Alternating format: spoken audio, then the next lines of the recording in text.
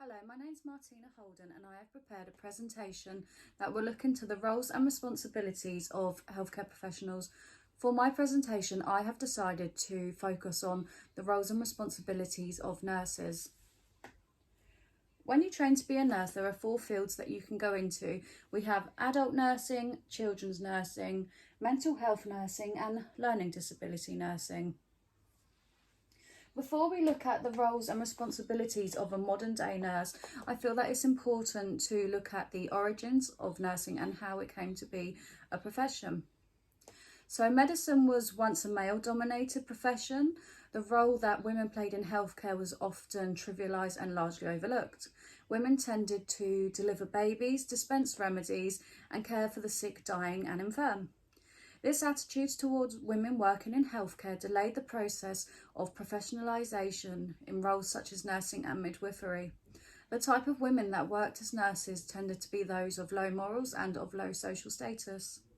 The first training school for nurses was founded by Florence Nightingale, which set the standard for modern day nursing. So now we've looked at the brief history of nursing, let's now look at a modern day nurse. Nurses are qualified practitioners who belong to particular specialties or disciplines. They are allowed by their regulatory bodies to perform specific healthcare services. Nurses are educated to a high standard to ensure that they have the competence, skills, knowledge and expertise to engage in their chosen professions. Nursing is using clinical judgment and provision of care to enable people to improve, maintain or recover from their health problems. In 2001, the Modernisation Agency was established to support the modernisation of the NHS to improve patient outcomes and experiences. New roles were created for nurses. So we have the nurse prescriber. There was a time when prescribing was the preserve of doctors. There are now 54,000 nurse and midwife prescribers in the UK. Nurse prescribers can prescribe licensed and unlicensed drugs within the range of their clinical competence. We have an advanced practitioner. An advanced practitioner is a nurse that has gained more knowledge than a new nurse at registration.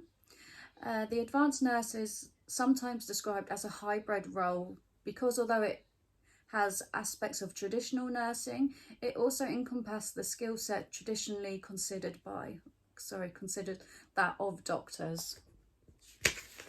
We have the clinical nurse specialist. The clinical nurse specialist is an advanced practice nurse. They must be a registered nurse and then go on to study for a master's degree to gaining a certificate in specialism.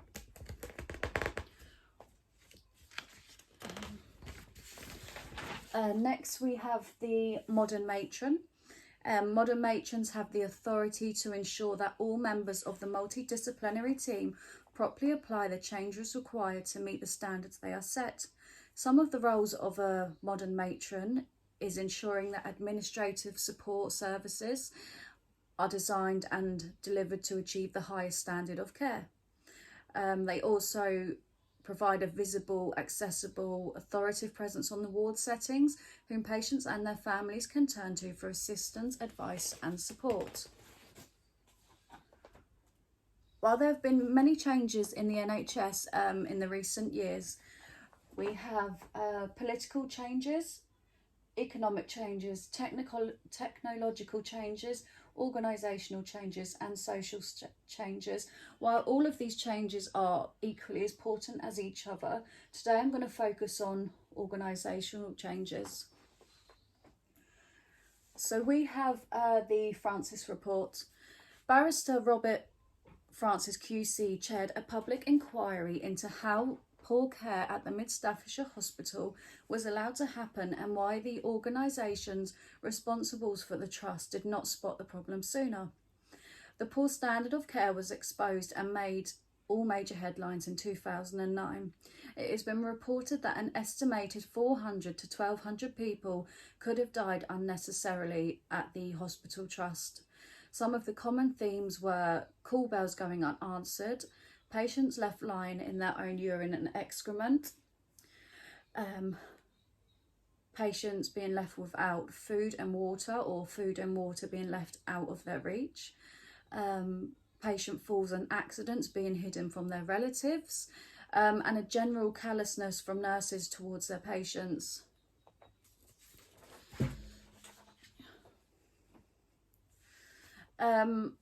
So some of the other problems are cultural problems within the NHS. So there have been complaints of bullying, target-driven priorities, disengagement from management, low staff morale, isolation, a lack of candour, acceptance of poor behaviours, reliance on external assessments, and also denial of the problem and that there was a problem in the first place. So, according to the Francis report, one of the main reasons for poor care was due to the understaffing of nurses. Mr. Francis' recommendations were that key workers should be responsible for coordinating provision of care. Patients should be allocated a key nurse on a shift-by-shift basis. Patients have a specific nurse who is responsible for their care at all times. Patients will now have a nurse allocated to them at the start of each shift. Nurses will accompany doctors during ward rounds and any other interactions with their allocated patients. Senior nurses will now attend all ward rounds, so they will be kept informed and have a say in all key decisions. These recommendations will place nurses in a position where they are better to advocate for their patients.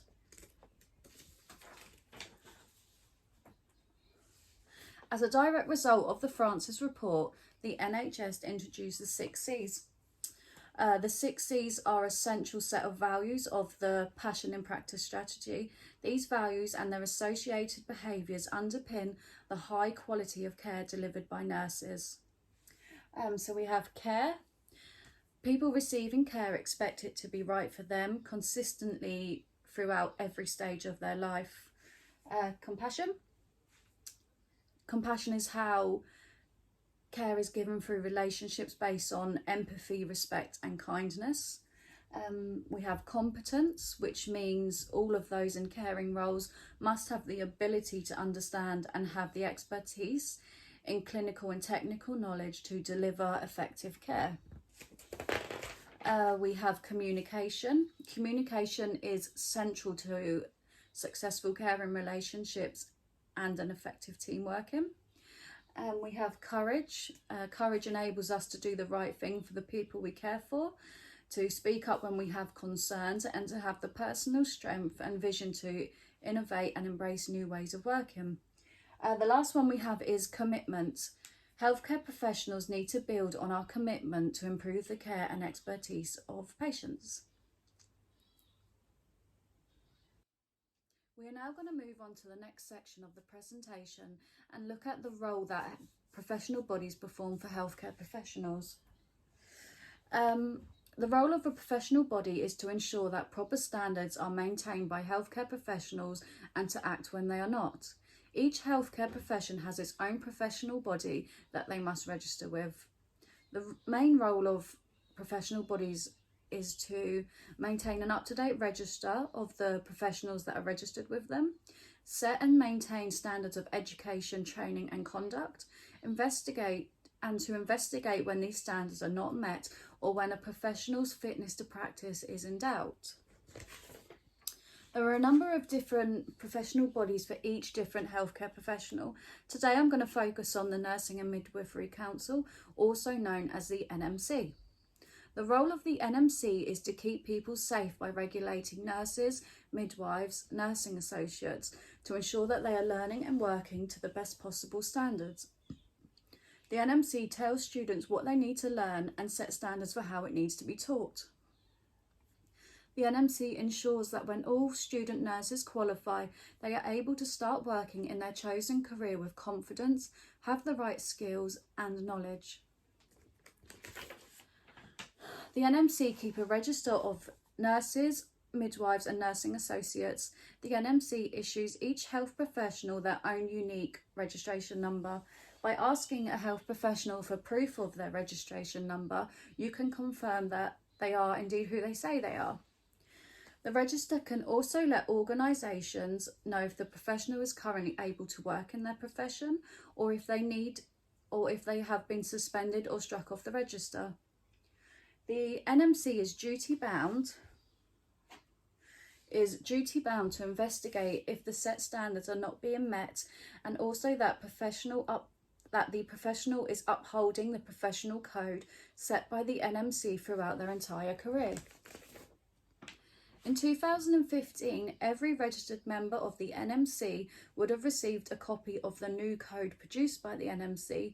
The code sets out the professional standards of practice and behaviour for every registered professional of the NMC, no matter of their role.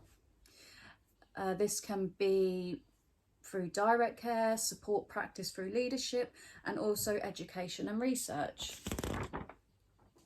The new code will be the new focal point of how nurses renew their registration in the future, known as re-evaluation.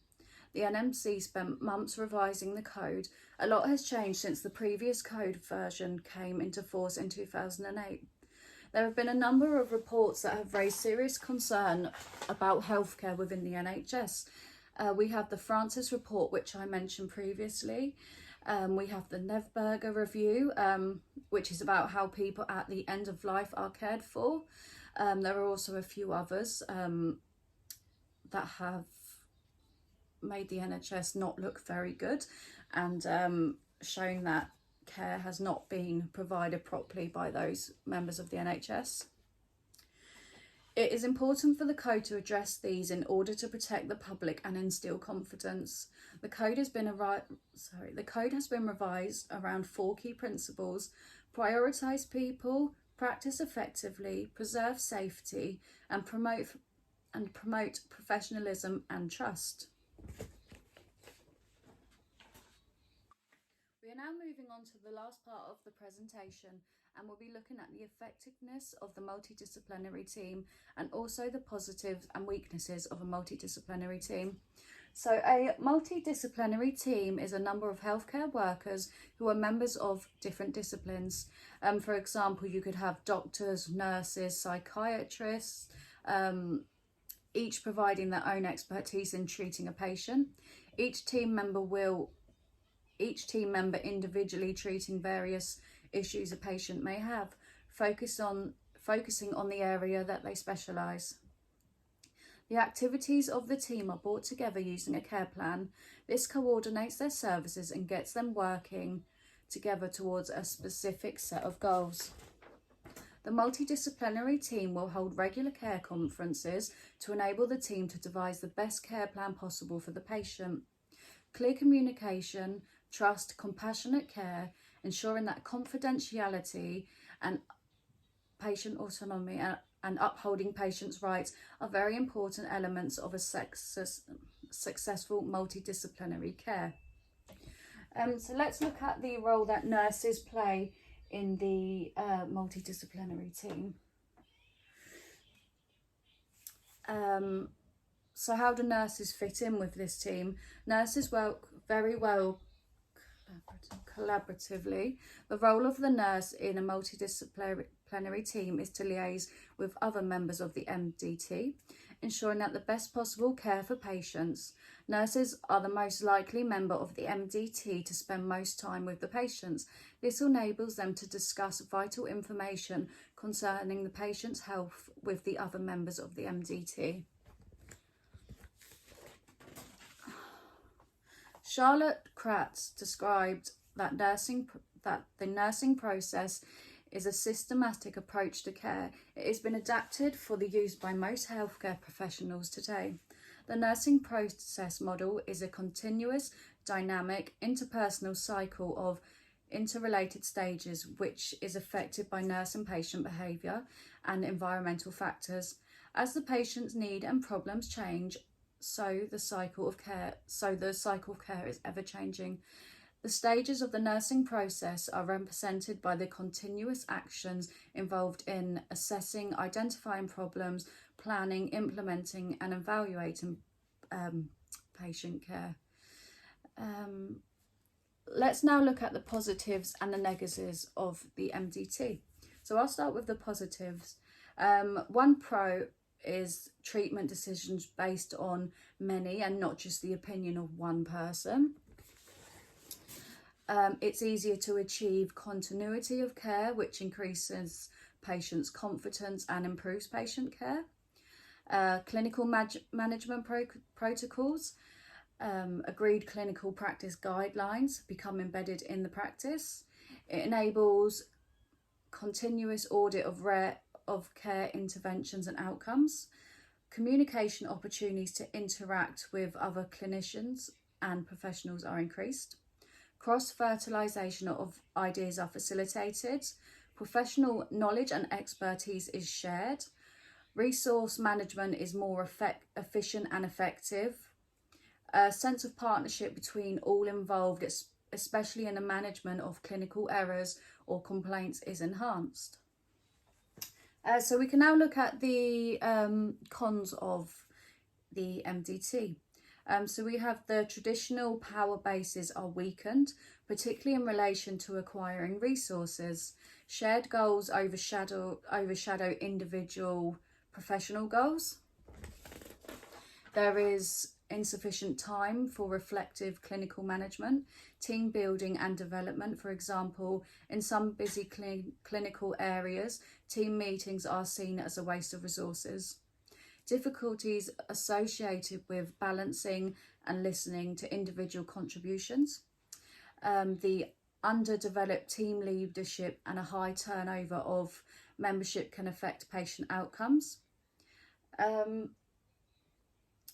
Defining the boundaries of the team can be problematic, as too many individuals may hinder progress and waste valuable time.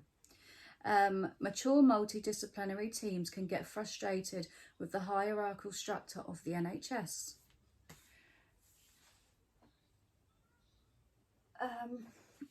So in conclusion, to my research, the MDT is hard to evaluate as there are positives and also negative aspects of the MDT. While there are many great examples of how positive the MDT are, there seems to be some big problems. For example, the MDT not communicating with each other, vital information that has not been passed to the correct MDT professional. There have been instances where this has led to abuse and unnecessary deaths due to failings of the MDT. For example, there are the cases of Baby P and Victoria Columbi, and more recently Star Hobson and Arthur Hughes. These deaths could have been avoided if members of the MDT had acted on the information of abuse that had been reported to the MDT, and had they communicated properly, these lives could have been saved. So in conclusion to my research, I feel that the MDT is an excellent working structure if all of the members of the MDT do their duty. But there have also been times when the MDT failed their patient and it has had terrible consequences, which unfortunately are mistakes that are still happening today. So that's the end of my presentation. I hope you enjoyed it. Thank you.